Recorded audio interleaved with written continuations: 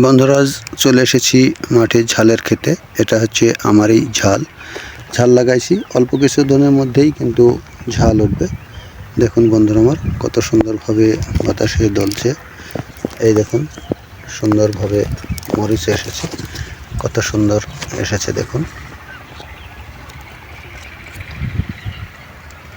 ঝালের এখন দাম নেই, তাই ঝাল ওঠানো হচ্ছে না। দেখুন বন্ধুরা আমার ঝাল কত সুন্দরভাবে ঝাল হয়েছে এবং কত সুন্দর লাগতেছে।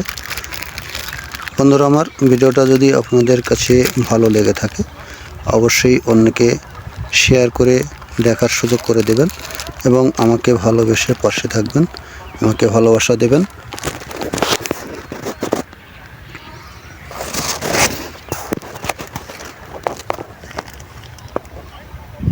এ হচ্ছে আমার এই ঝালের ক্ষেত।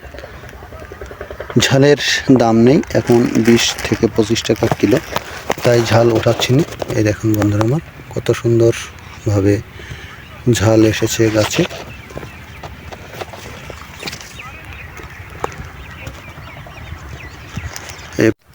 কিন্তু মরিচের দাম না থাকায় আমি এখন মরিচ ওঠাতে পারছি না। ঝাল কত সুন্দরভাবে এসেছে গাছে দেখুন বন্ধুরা আমার। এটা হচ্ছে আমার ঝালের ক্ষেত। আজ ঝালের ভিডিও করে আপনাদের কাছে তুলে ধরলাম। ভিডিওটা আপনাদের কাছে কেমন লেগেছে? যদি ভালো লেগে থাকে তাহলে অবশ্যই শেয়ার করে অন্যকে দেখার সুযোগ করে দেবেন। দেখুন বন্ধুরা আমার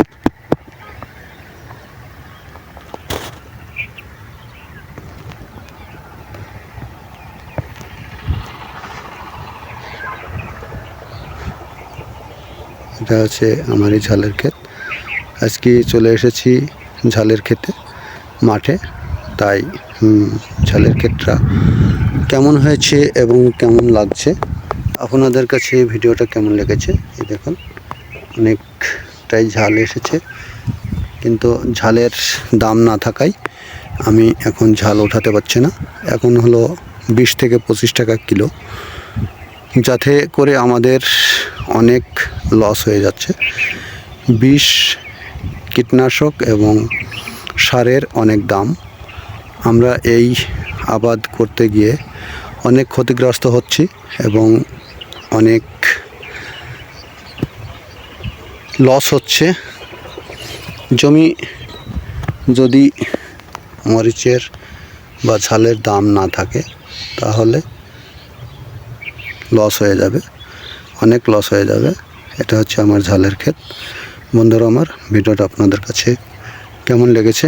যদি ভালো লেগে থাকে তাহলে অবশ্যই অন্যকে শেয়ার করে দেখার সুযোগ করে দেবেন এবং আমাকে ভালোবেসে পাশে থাকবেন। দেখুন বন্ধুরা আমার অনেক গাছেই ঝাল চলে এসেছে। আপনারা সবাই ভালো থাকবেন। সবাইকে অসংখ্য ধন্যবাদ। Thank you so much. সবাই ভালো থাকবেন। আল্লাহ হাফেজ।